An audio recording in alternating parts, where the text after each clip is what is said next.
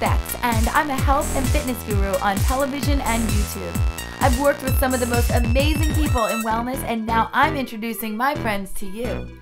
12 gurus, 12 videos, countless tips on making your life awesome. Let's go. Hey guys, it's Bex here, and I am here with the fabulous Danny J from TheSweatyBetties and Sarah Dussault from SarahFit, SarahsFabChannel on YouTube. And we are talking about something a little controversial today. Can we say it all together? What? Oh, 1, 2, 3. Selfies! You messed it up. Sarah and I just got finished making a video for StyleMeFIT, which was all about low-calorie late-night snacks, so you better check that one out. We're getting a little bit more serious now, and we're going to talk about this craze of bloggers and fitness people and a whole bunch of people who've become really obsessed. Yes. Oh, wait a minute, that's judgment. Really obsessed with taking fitness selfies of themselves. Fitness selfies. Yeah, on Instagram. It's progress photos. Progress photos. So you know what we're talking about. I know exactly what you're talking about. I can't think of the hashtags though. I was trying to think of the hashtags that people will tag them, so if people at home are watching this, they can go and see what we're talking about. Well, the old one used to be fitspo or fitspiration. Yeah. And it's evolved into a lot of people just taking, I guess, pictures of themselves every single day, and like at the gym or in their gym bathroom or at their home bathroom, of like certain body parts and how they're developing and how they're changing. And you used to compete. Oh, yeah. In figure competitions. I used to compete, and I would see these girls, and I used to be motivated by them, but now I see it in a different light, and I see it so overly sexualized, and this is what bothers me, because I think they're trying to get more fans. But you're sexy.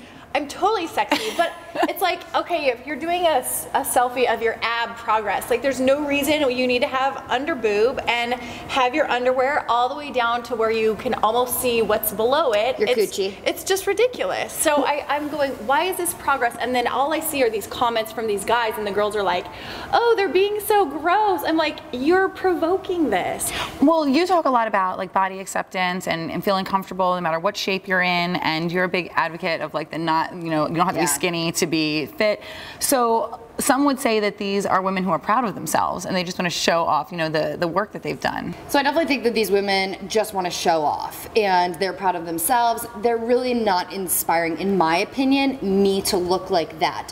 What they're doing is creating this unrealistic image that girls see and perceive to be realistic for their bodies. Right. But really, these girls do not understand that their body type is completely different than this female that they're seeing on Instagram.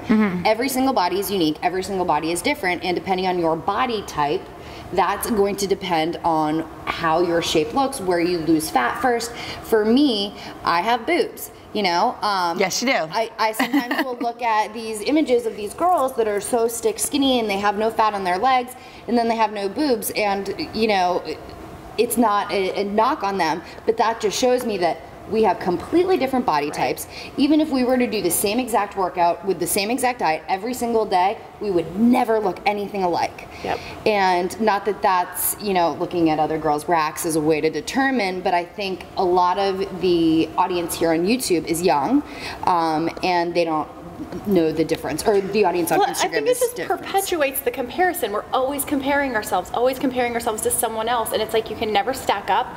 And I love, you know, I love progress when you have progress to show and you're proud of that. Like, here's me at 1 week and here's me at 12 weeks. But when you're taking pictures every morning in the bathroom of your abs, of your glutes, and you're wearing booty shorts every single day, it just gets excessive. And that's why I think the problem lies. It's the comparison, and then it's just the overuse of doing it over and over and over. I personally unfollowed a lot of those people. Me too. And so that's what I do. I just block them. But are we coming off as haters? I mean, these are women who, again, like, they're proud of themselves. Why should we have to hide our bodies? Because, you know, why should we worry about what other people are thinking? Right. And it's the viewer's choice to have whatever opinion they have about it. It's like, it's their problem if they feel offended by it. So what are there pros to this, and what are the real cons? Is it really about the influence that they're having on other people? Because sometimes I think it's more about what you might be doing to yourself. I think this also goes back to the picture of the mom with the few kids, and it says, which I love. Excuse.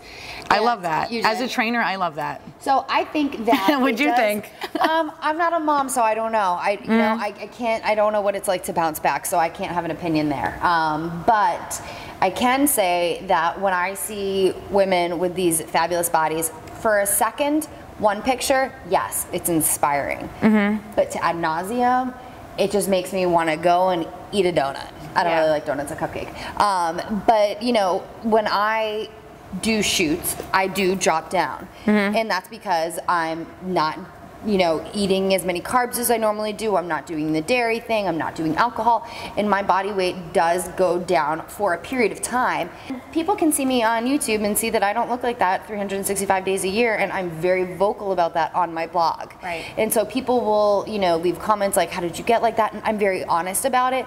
I think that some of the pictures, the people aren't being completely honest about how they got that way. Yeah, I think the reason I like that picture was not about, it was that she was taking a strong stance, and as a trainer, you know, we have people come to us so many times and they're using excuses. They're saying that their reasons and their excuses, and I've had 4 children, and I'm not typical, I think, of women who've had 4 children, but I've worked really hard to get back in shape after I've had them.